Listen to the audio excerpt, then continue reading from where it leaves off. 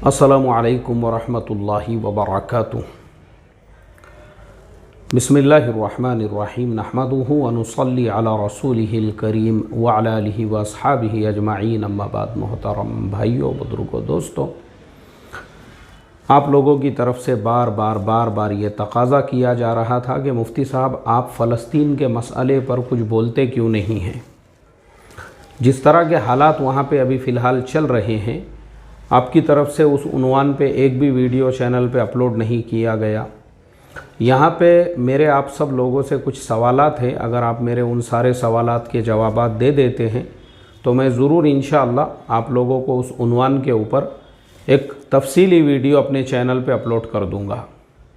सबसे पहला मेरा सवाल ये है कि वहाँ के जो हालात फ़िलहाल जो चल रहे हैं उसके ऊपर अगर मैंने कुछ बोल दिया या जितने भी हमारे उर्दू हिंदी में बोलने वाले यूट्यूबर्स हैं इन्होंने बोल दिए, फ़लस्तीन के उन्वान पे सिवाय उनके वीडियोस के व्यूज़ बढ़ने के और दूसरा कुछ होने वाला नहीं। आप कुछ नहीं कर सकते हैं, सिर्फ कानों की अय्याशी होंगी, आपको मज़ा आएगा सुनने के अंदर। मैं अपनी भड़ास निकालूंगा अगर उस वीडियो के अंदर, और यूट्यूबर्स जितने भी लोग उस उन्वान के ऊपर अपनी भड़ास निकाल रहे हैं, सिवाय कानों की अय्याशी के, सिवाय अपने टाइम पास के, उसका हासिल क्या है मुझे आप बताइए।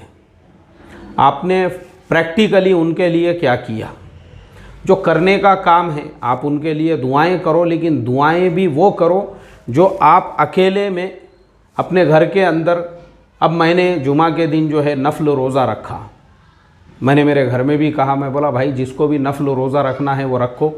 फ़लस्तीन के जो हालात चल रहे हैं उसके एतबार से हम लोग जो है रोज़े रखें, उनके लिए दुआ करें। ये करने का काम है। मैं किसी मैदान में नहीं गया क्योंकि मुझे पता है अब कुछ दिनों के बाद में कॉरपोरेशन के इलेक्शन आने वाले हैं, कुछ दिनों के बाद में जो है रियासती इलेक्शन आने वाले हैं, कुछ दिनों के बाद में लोकसभा के भी इलेक्शन आने वाले हैं।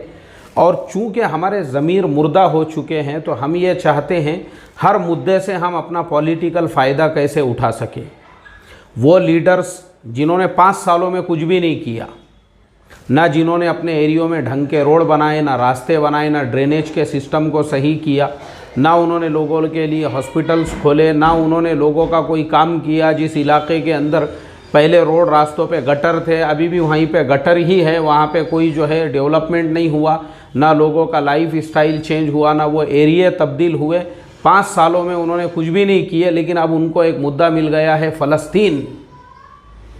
वैसे लीडर्स भी जो इंडिया में रहते हैं और इंडिया के इलेक्शन से फ़ायदा उठाना चाहते हैं, क्योंकि अभी आगे कॉरपोरेशन के इलेक्शन आने वाले हैं, आगे स्टेट्स के लिए इलेक्शन आने वाले हैं, उसके बाद में लोकसभा के भी इलेक्शन आने वाले हैं। ये सारे इलेक्शंस के अंदर हम पब्लिक के जो इमोशंस है, पब्लिक को ये पता होना चाहिए फलाने लीडर साहब माशाअल्लाह फ़लस्तीन के मज़लूमों के साथ में खड़े हुए थे, उनके दिल में बड़ा दर्द था फ़लस्तीन के मुसलमानों के लिए, इसके लिए चलो अब उनको वोट दिया जाए। मुझे आप बताओ आपके ग्राउंड लेवल के ऊपर क्या डेवलपमेंट हुआ? तो ये हमारी मेंटालिटी है। एक्चुअल हमारा सबसे बड़ा प्रॉब्लम क्या है पता है आपको?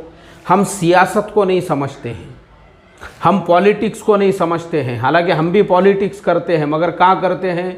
वज़ू खानों में। मार कोनिया मार बाजू वाले को कोनिया मार। बयान के मजलिसों में हमारा पॉलिटिक्स चलता है, मजहबी मशवरों में हम पॉलिटिक्स करते हैं, वहाँ सियासत करते हैं।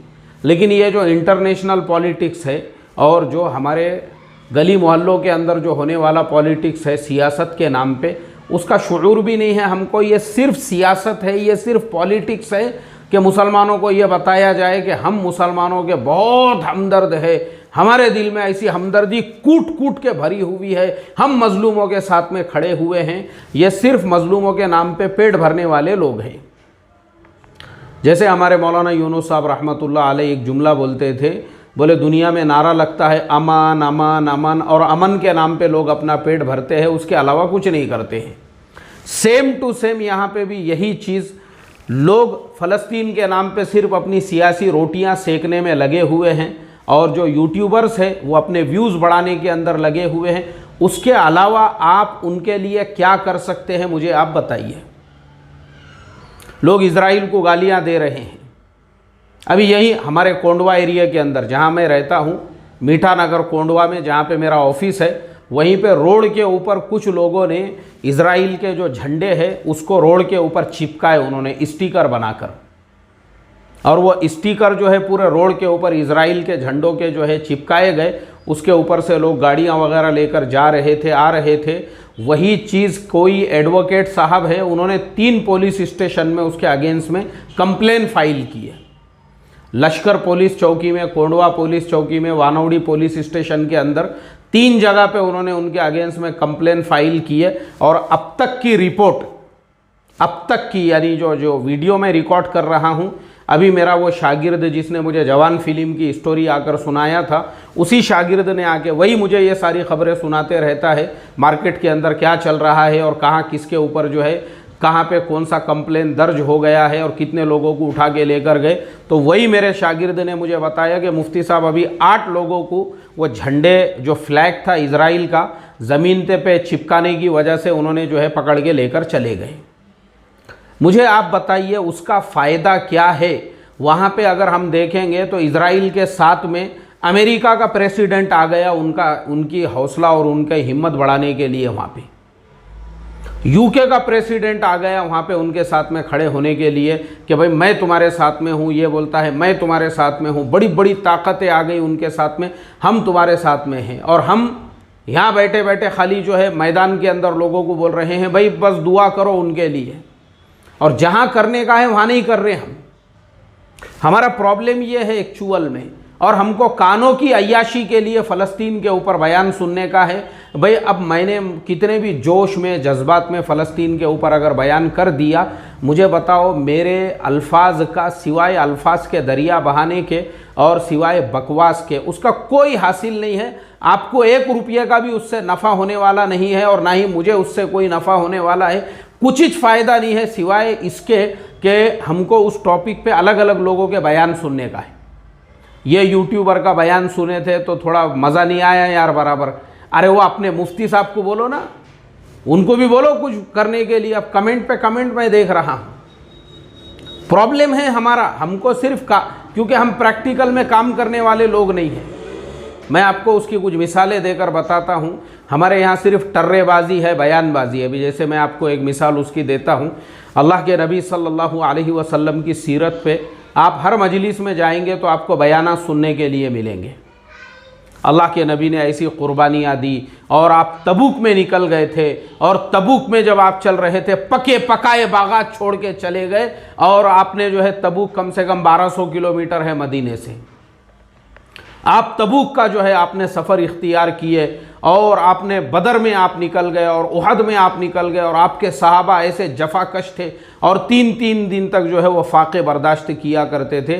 बचपन से हम लोग ये सारे बयाना सुनते आ रहे हैं। अब अमली तौर पे हमारी ज़िंदगियाँ देखो। जो बयान करने वाला है उसकी ख़ुद की जो ढेरी है ना, ये ढेरी ऐसी ढेरी ज़मीन को टच कर रही है। वो खुद ऐसा बम बन के बैठ गया हुआ है, चारों तरफ से ऐसे चर्बी के थर हो गए हुए हैं उसके आंग पे। उसने ये सारे बयानात बस कानों की अय्याशी, बयान करो, सुनने वालों को भी मज़ा आ रहा है, बोलने वाले को भी मज़ा आ रहा है, मज़े ले लो। और उसके बाद अमली तौर पे ना उसको कभी ज़िंदगी में तौफीक मिली कि भाई तू जिन सहाबा के वाक़ियात अपने बयानात में सुना रहा है कि वो सहाबा ऐसे जफाकश थे, और वो तलवारबाजी के ऐसे एक्सपर्ट्स थे, और वो घुड़सवारी के ऐसे एक्सपर्ट थे, तू कभी अपने गोशे से, अपने कोपचे से बाहर निकल के रोड पे कभी चला क्या 5 किलोमीटर तक? कभी तूने पुशअप मारा? मुझे बताओ ना। मेरे इस वीडियो के नीचे कमेंट करो, जितने लोग इस टॉपिक के ऊपर बयान करने वाले हैं या बयान सुनने वाले हैं, उसमें से कितने लोग जिम जाते हैं रोज़ाना एक्सरसाइज करने के लिए? कितने लोग ऐसे हैं जिन्होंने अपने आप को फिटनेस के एतबार से इतना फिट करके रखा हुआ है, जो लोग पुशअप मारते हैं, या जो लोग रोज़ाना जो है ना कुंफू की प्रैक्टिस करते हैं, या जिन लोगों ने अपने आप को ऐसा बनाया हुआ है कि भाई जो सहाबा के हम वाक़ियात सुनते हैं, कम से कम वो वाक़ियात को हम अपनी अमली ज़िंदगी में भी लाए। हम तो मिठ्ठे बन के बैठे हुए हैं।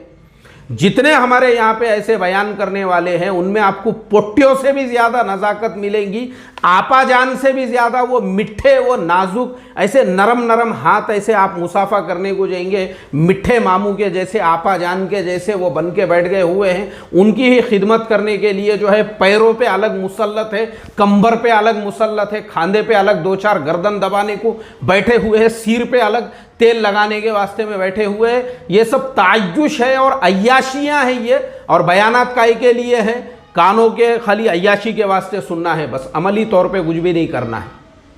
आज का जो मुसलमान बर्बाद हुआ और उसका जो जवाल हुआ, मुझे बताओ ना, सहाबा के जैसे जज्बात हमारे अंदर क्यों नहीं है? हम एक्सरसाइज करते हैं, हम वर्जिश करते हैं, हमको अपने फिटनेस का कितना ख्याल है, 3 दिन का फाका कभी बर्दाश्त किए? खुद मैं आपको मेरे साथ पेश आया हुआ वाक़या सुनाता हूँ। ऐसे ही कुछ लोगों की मैंने दावत किया, जो बहुत फाके के ऊपर जो है बयान चल रहा था उनका, और उसमें खाली दाल चावल थे रखे हुए। लोग नाराज़ हो गए उसके ऊपर, बोले तुमको लोगों की कदर नहीं है।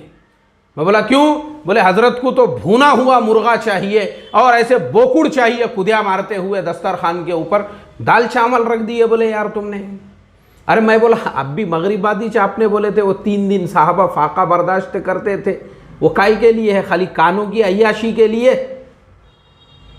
अल्लाह माफ़ करे, आज के मुसलमानों का यही हाल हो चुका है, अमली लाइन से कुछ करना नहीं है। छोटे पोट्टों को देखता हूँ मैं, पोट्टों को 17-18 साल के ऐसे जो पोट्टे, ऐसे जो लड़के हैं, वो लड़कों के अंदर भी बुजुर्ग बनने की नज़ाकत है। यानी लौंडे की उम्र में जो लौंडे छोकरे हैं, वो उम्र में इनको बुजुर्ग बनना है, उसी में अकाबिर बनना है, उसी में उनमें नज़ाकत, मीठापन, और ये सब मिजाज शरीयत के ख़िलाफ़ है। आपको कभी भी सहाबा की ज़िंदगी में ये चीज़ नहीं मिलेंगी। वहाँ मीठेपन के लिए कोई जगह ही नहीं थी। जफाकश थे वो, जफाकश थे वो, जफाकश। अल्लामा इकबाल रहमतुल्लाह अलैह ने उनके बारे में जो कहा है ना, जो अल्लामा इकबाल रहमतुल्लाह अलैह ने उनके बारे में जो कहा है, तेरे मारका आराओं में, खुशकियों में कभी लड़ते, कभी दरियाओं और कभी सहराओं में दी अजाने, कभी यूरोप के कलीसाओं में और अफ्रीका के तपते हुए से थे हम ही एक तेरे मारका आराओं में, खुशकियों में कभी लड़ते, कभी दरियाओं में दी अजाने, कभी यूरोप के कलीसाओं में और अफ्रीका के तपते हुए सहराओं में। शान आंखों में ना जचती थी जहांदारों की, और कलीमा पढ़ते थे हम छाँव में तलवारों की। ये सहाबा की शान थी। और हम कहाँ कलीमा पढ़ते हैं? शान में तंदूरी चिकन के, और छाँव में जो है एकदम बोकुड़ बकरों के दस्तरखान के ऊपर ढेरियाँ ऐसी ज़मीन को लटक गई हुई है हमारी, क्योंकि हमारे यहाँ पे ये सारे वाक़यात सिर्फ लफाजी के लिए है। अमली तौर पे मुझे बताओ, आप अमली तौर पे है कि आपकी ज़िंदगी के अंदर? यही आज हमारे जवाल का सबब है। अल्लाह के नबी की सीरत को देखो, 53 साल की उम्र तक आप मक्कतुल मुकर्रमा में थे, उसके बाद आपने मदीने की हिजरत की, 53 साल की उम्र के बाद। अभी मेरी उम्र भी जो है उतनी नहीं हुई, मुझे भी 53 साल को पहुंचने में अभी तकरीबन 9 से 10 साल बाकी है। यानी मेरी एज से भी अभी 10 साल और ज़्यादा। जितनी लड़ाइयाँ आपने मक्कतुल मुकर्रमा से हिजरत करने के बाद लड़ी है मदीना मुनव्वरा में, वो सब आपकी उम्र के 53 साल के बाद। चाहे वो बद्र हो, चाहे उहद हो, चाहे खंदक हो, चाहे खैबर हो, चाहे तबूक हो, और चाहे उसके अलावा आपने और भी उसके अलावा छोटे छोटे जो है और भी अल्लाह के नबी के सीरिये के वाक़यात आपको सीरत की किताबों के अंदर मिलते हैं। ये सारे वाक़यात 53 साल के बाद की उम्र में हैं। और हमारा हाल क्या है? हमको कानों की अय्याशी के लिए तो सुनना है, और अमली लाइन से हमारी जब भी मजलिसें होती है, किसी से मुलाकात होती है, फ़ौरन हमारा दूसरे निकाह और तीसरे निकाह पे ही बात शुरू हो जाती है। इसलिए मैं भी बहुत सारे लोगों से मैंने मिलना इसलिए बंद कर दिया। मिलते ही लोग पहला टॉपिक यही छेड़ते हैं, अरे यार माशाअल्लाह, अल्लाह ताला ने तो आपको जो है हर एतबार से नवाजा। अरे दूसरे कब कर रहे, कब दूसरा निकाह कब कर रहे, तीसरा कब कर रहे, चौथा कब कर रहे, यही हमारे मजलिसों के टॉपिक है। और वीडियो हम क्या बना के डालते हैं? शहवानी, क्या बोलते हैं उसको, कुव्वत बाह बढ़ाने के तरीक़े। ये नुस्खा इस्तेमाल कीजिए, उसके बाद आपका इंजन 40 मिनट तक बंद नहीं होगा। उसके बाद फिर सकाड़ दोपहर संध्या काड़ ले रफ़ीक अंदे शफीक का धिंगाना चलने दो। उसके बाद में ऐसा छत भी हिलना फिर ऊपर से, और नीचे से जो है फर्श भी हिलना, फिर पूरा ऐसा जो है डब्बा हिलना उसके बाद में, फिर ये नुस्खा इस्तेमाल कर लो बोले आप। पलंग तोड़, जमीन तोड़, जलजला, भूकंप, अरे क्या तमाशे लगा के रखे। ये टॉपिक्स हमारे मजलिसों के अंदर मुज़ाकरे उसके ऊपर हो रहे हैं, कौन सा फॉर्मूला इस्तेमाल करना चाहिए 40 मिनट के लिए और कौन सा नुस्खा इस्तेमाल करना चाहिए जो है। क्या क्या तमाशे हैं ये, मुझे आप बताओ। वो अल्लाह के नबी सल्लल्लाहु अलैहि वसल्लम और सहाबा की ज़िंदगी से रत्ती बराबर भी हमारी ज़िंदगियाँ मेल नहीं खाती है, तो हमको फ़लस्तीन पे भी बयान क्यों सुनने का है? कानों की अय्याशी के लिए, मज़े लेने के लिए कि फ़लस्तीन के ऊपर ये कि इनके ओपिनियन क्या है और उनके ओपिनियन, तुम अमली तौर पे उनके लिए क्या कर सकते हो मुझे बताओ। आज का मुसलमान अमल से खाली हो चुका है, नाज है ताकत गुफ्तार पे इंसानों को, और बात करने का सलीका नहीं नादानों को। जो अल्लामा इकबाल ने कहा ना, सेम टू सेम ही है, अमल करना ही नहीं है। मिठे मामू और जुब्बे और उसके ऊपर जो है शेरवानियाँ और नज़ाकतें और अलक़ाब और बड़ी बड़े खिताबात और बस जो है ये सारी चीज़ें हम लेकर बैठे हुए हैं। ना हमारे अंदर सहाबा वाले जज्बात है, ना अल्लाह के नबी वाली सीरत वाली कोई चीज़ नहीं है। हाँ, सीरत है ना हमारी ज़िंदगी में। क्या बातें कर रहे बोले यार, तुम सुन्नतें नहीं है क्या? केला खाते वक्त हम कितना ध्यान देते सुन्नतों पे। केले को जो है आड़ा करके खाना, खड़ा करके खाना, उसको लिटा के खाना, उसको लटका के खाना, उसमें तो हम पूरे सुन्नतों का एहतमाम करते। सुरमा जो है कैसे लगाना चाहिए, इस आँख में 3 सलाई, इस आँख में 2 सलाई, और इसमें एक, फिर इसमें एक, फिर इसमें एक, फिर इसमें एक। क्या फालतू बातें करते यार तुम, सुन्नतें नहीं है हमारी ज़िंदगी में। अरे यार, मिसवाक के टाइम पे हम एक सुन्नत भी छोड़ते नहीं उस टाइम के ऊपर। हमने सीरत से यही तो चीज़ें ली हुई है ना। दस्तरखान के ऊपर पहले हम मीठा खाते हैं क्योंकि वो सुन्नत से साबित है ना भाई। पहले मीठा, फिर उसके बाद खारा, फिर बोकुड़, फिर बकरा, फिर चिकन, फिर उसके बाद में आखिरी में आइसक्रीम। पहले हम नमक चखते हैं, पहले हम ऐसा करते हैं, पहले हम वैसा करते हैं। ये चीज़ों पे हमारा मामूल बिल्कुल, इसमें बहुत ज़्यादा एहतमाम है इसके अंदर तो। और ये सुन्नत है, ये सुन्नत नहीं है। ये 53 साल के बाद में अल्लाह के नबी सल्लल्लाहु अलैहि वसल्लम ने अपने आप ऐसा फिट रखे थे अपने आप को। या तो 40 साल की उम्र में कंबर में दर्द हो रहा है, कंबर में झुक गए हुए हैं, नाजुक मिठे मामू। 35 साल की उम्र में शुगर हो गया, 40 की उम्र में ब्लड प्रेशर, हाइपरटेंशन हो गया, और 45 में रवानगी के आदाब। तो सिर्फ कानों की अय्याशी के लिए हमको फ़लस्तीन के ऊपर बयान सुनना है, अमली तौर पे हम कुछ नहीं कर सकते। और उसका जो है हम पॉलिटिकल फ़ायदा कैसे उठा सकते आने वाले इलेक्शन में, सबको मालूम होना चाहिए ना कौम का सबसे बड़ा हमदर्द कौन है बोल के। इसके अलावा कुछ नहीं है। एक बात याद रखो मेरी, आपको अगर फ़लस्तीन के मुसलमानों से हमदर्दी है ना, अपने घर में रोज़ उनके लिए 2 रकात नमाज़ पढ़कर दुआ करो। जैसे मैंने कहा, मैंने जुमा के दिन रोज़ा रखा और मैंने उसके ऊपर वीडियो बना के नहीं डाला मेरे चैनल के ऊपर, क्योंकि ये मेरे और अल्लाह के बीच का मसला है। तो मैं मेरे घर में उनके लिए दुआ करूँ, रोज़ा रखूँ, उनके लिए नफल रोज़ा रखूँ। जो करने का काम है वो करो आप। ये सब जो है ना पॉलिटिकल फ़ायदा कैसे उठाया जाए, क्योंकि 5 साल में कुछ करेवा नहीं है। अब चलो एक टॉपिक मिल गया है, फ़लस्तीन के मुसलमानों के नाम पे ही अपन हमदर्दी हासिल करो। और मुसलमान जो है बेचारे वो तो है ही अंधे बहरे, उनमें ना उतना सेंस है, ना उनमें उतनी सोच है, ना उनको समझ है कि खाली उनको ऐसे जोश और जज्बात में ला के भड़काने वाले लोग चाहिए। और मेरे जैसे समझदारी की बात अगर मैं आपको समझाऊंगा, RSS का मौलाना है बोले वो तो RSS का आदमी है, बीजेपी का है वो आदमी। अभी दिल्ली गया था तो प्रधानमंत्री मोदी जी से मिल के आए हुआ है वो। अमित शाह जी ने उसको चाय की दावत दिए थे। अरे बीजेपी का आदमी है वो, मालूम नहीं है क्या तुमको? आपको ऐसी बातें बोलेंगे क्यों? क्योंकि लोग ऐसा जज्बात, जोश, अब देखो जोश में और जज्बात में लाके ही नौजवानों के हाथ से वो रोड के ऊपर इजराइल का झंडा चिपका दिए। 8 लोगों के रवानगी के आदाब हो गए हुए हैं रोड़ा जेल के अंदर। किसका नुकसान हुआ मुझे आप बताओ। यानी शुऊर ही नहीं है कहाँ हमने कैसा काम करना चाहिए, कुछ पता ही नहीं। क्योंकि उसी को हम लीडर समझते, ऐसे भड़काने वाले, वर्गलाने वाले, उकसाने वाले। और मेरे जैसे अगर समझाने वाले रहे तो हम तो RSS के आदमी हैं। अल्लाह माफ़ करे रे भाई, अल्लाह माफ़ करे। अल्लामा इकबाल रहमतुल्लाह अलैह ने जो कहा ना, क़ुव्वत फ़िक्र व अमल पहले फ़ना होती है और फिर किसी कौम की शौकत पे ज़वाल आता है। खुदा ने आज तक उस कौम की हालत नहीं बदली, न हो जिसको ख़याल ख़ुद अपनी हालत के बदलने का। अस्सलामु अलैकुम व रहमतुल्लाहि व बरकातुहू।